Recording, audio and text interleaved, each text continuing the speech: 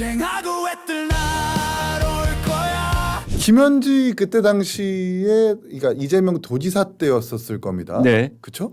그럼 이재명 그 김현지 씨가 아마 비서관일 텐데 네. 비서관이 왜 이패 변호인한테 전화해가지고 예. 감나라 배나라 하는 거죠? 그렇게 말이에요. 그럴 권한 없어요. 아 근데 설 변호사는 왜 또 그런 전화에 굴복을 합니까? 아니, 그것도 그런데요. 네.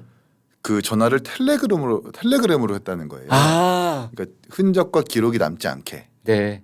우리 텔레그램은 카카오톡으로도 안 나오니까. 통화가 되고 네. 텔레그램으로도 통화가 됩니다. 물론 뭐 수사기관의 포렌식을 이제 돌리면 예. 다 내역이 남긴 하는데 네.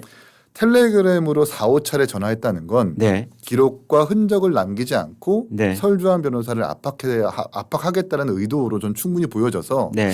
다분히 뭐 좀 악의적인 의도라고 생각을 하고요. 네. 김현 씨는 그때 당시에 도청 비서관이었기 때문에 네.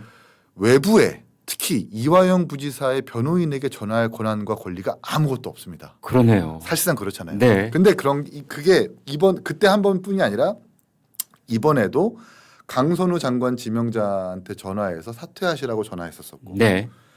그때 또 배소연 그 비서한테 전화해서 그 5급 공무원. 예, 네. 도청 파일 지우라라고 이야기했던 것도 김현지 씨였고 네. 이제 오늘 제가 처음 말씀드리는데 예. 이재명 성남시장이 고 이재선 씨 때문에 스트레스를 받고 이 사람은 정신병이 이재선 있다라고 씨는 이재명 대통령의 형님. 그렇죠. 네.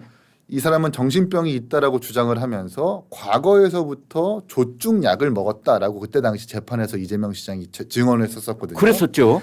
그게 이제 용인 효자병원의 백기주 전문의일 텐데 아, 네. 백기주 전문의가 그 해당 재판에 나와가지고 예. 조증약이 아니라 우리는 수면제 약을 줬습니다. 무슨 소리십니까? 뭐라고요? 뭘 줬다고요? 조증약이 아니라 수면제 약을 준 겁니다. 전혀 다른 이야기잖아요. 전혀 다른 얘기죠. 그리고 제가 만났던 이재선 씨는 그러니까 백기주 씨 입장에서 예. 제가 만났던 이재선 씨는 문제가 없어 보였습니다. 헐. 근데 무슨 정신병입니까? 예. 라고 하면서 그때 당시에 백기주 전문의가 뭐라고 재판장에서 증언했냐면 2010년에 이재명 시장이 전화와가지고 이재선 씨 때문에 골치 아프니까 한번 만나달라라고 예. 정확하게 기억한다라고 하면서 그 다음에 뭐라고 얘기했냐면 수차례 김현지 씨한테 전화가 왔다라고 얘기를 했어요. 네.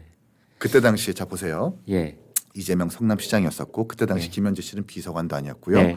성남의제 20일 사무국장 내지는 네. 성남 시민 참여자치연대 내지는 시민 모임의 사무국장 간사 시민단체의 일원이었어요. 네. 근데 왜 이재명 시장의 개인 사적 관계인 친형의 네. 문제 사적 문제에 있어서 음. 시민단체 간사 내지는 사무국장이 전화해가지고 네. 감나라 배나라 합니까? 말이 안 되는 거잖아요. 이재명의 재판, 친형 문제 등을 김현지 씨가 관계자들한테 전화해가지고 네. 만나달라, 변호인 그만두라라고 활동을 했었던 겁니다. 그러면 이 정도까지 되면 우리가 어떻게 판단할 수 있느냐? 이재명과 뗄래야 뗄 수 없는 관계이고 이재명이 직접 나서서 할 수 없는 일을 손에 피까지 묻혀가면서 또 위법도 저질러가면서 했었던 행동대장이었구나.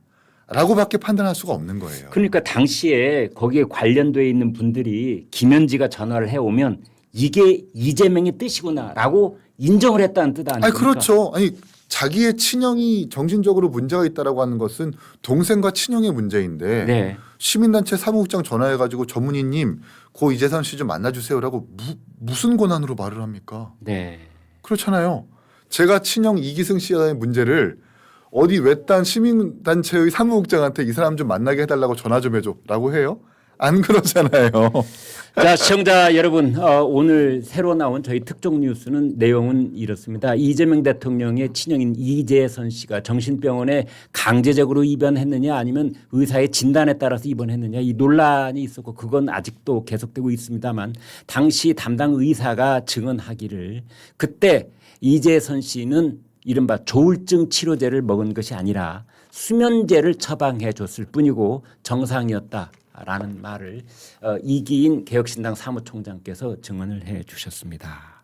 그러면서 그 전문의한테 김현지 씨가 전화해가지고 김인재 씨가 전화를 했어요. 내용은 어떤지 모르겠어요. 근데 네. 아마도 이재명 시장이 제발 그 전문의한테 이재선 씨를 만나달라고 요청했던 것처럼 아마 김현지 씨한테 그것을 더 독촉하기 위해서 그런 지시를 하지 않았을까라고 조심스럽게 추측을 해봅니다. 네. 호 위원장님, 강선우 전 이제 장관 후보자 입장을 제가 내면을 한번 들어가 보겠습니다. 그런데 전화가 왔어요. 한참 논란이 되고 정청래 대표님은 나를 지지한다는 말씀도 계속 하던 그런 상황이었지 않습니까? 네, 네. 그런데 예를 들어서 우상호 정무수석이 아이고 강 후보자 그만두는 게 좋을 것 같아. 그러면 당장 이렇게 묻잖아요. 그 대통령 뜻입니까? 우수석 뜻입니까? 그리고 크로스 체킹하고 싶잖아요. 강원식 실장한테 방금 우수석한테 전화 받았는데 이게 대통령님 뜻이에요? 나보고 관두라는데요? 그런데 김현지가 전화를 하면은 아 그래? 뭐 이런 거예요 지금. 어떻게 받아들여야 됩니까? 그러니까 저는 이건 이재명 대통령의 잘못이죠. 강선우 후보자가 사퇴하는 게 좋겠다라고 판단을 했다면 예. 뭐 본인이 하든지 네. 장관이니까 임명권자는 본인이지 않습니까? 네. 본인이 하시든지 아니면 공적 라인을 통해서 해야죠. 네. 비서실장한테 시키든지 아니면 정무수석한테 해야 되는 게 맞는 거죠. 네. 아니면 정 안 되면 이제 인사비서관한테 해야 되는 거죠. 네. 근데 그거를 김현지 실장한테 시켰다는 건 나머지 이제 다 이제 그 옛날 일본 말로 치면 가다마와리 시키는 거잖아요. 다 무력화시켜 공적 조직을 국가의 공적 조직을 무력화시켜 버리는 거지 않습니까? 근데 그게 과거에 성남시장 경기지사 때도 사실 그렇게 하면 안 되는 일인데 네. 근데 뭐 사적인 일 뭐 이렇게 뭐 그런 거를 했다면 모르겠지만 이제는 국가 일이고 장관의 임면을 결정하는 그런 일인데 그것을 똑같은 패턴으로 또 그렇게 비선 실세 사실상 비선 실세죠. 자기 일도 아닌데 총무비서관인데 그렇게 했다면 이제 그 국가의 조직이 무너지기 시작하는 것이고요. 과거에 이제 그런 것 때문에 정권들이 무너진 겁니다. 박근혜 대통령 때도 최순실이라는 국민들이 모르는 비선 실세가 이렇게 움직이면서 그게 정권이 무너지게 하는 단초가 된 것이고요. 그다음에 윤석열 대통령 때도 어쨌건 무슨 건진이니 무슨 명태균이니 이런 사람들 때문에 국민들이 다 눈살 찌푸리셨던 거 아닙니까? 근데 지금 이런 일이 벌어져서야 되겠습니까? 쟁하고 애들 나로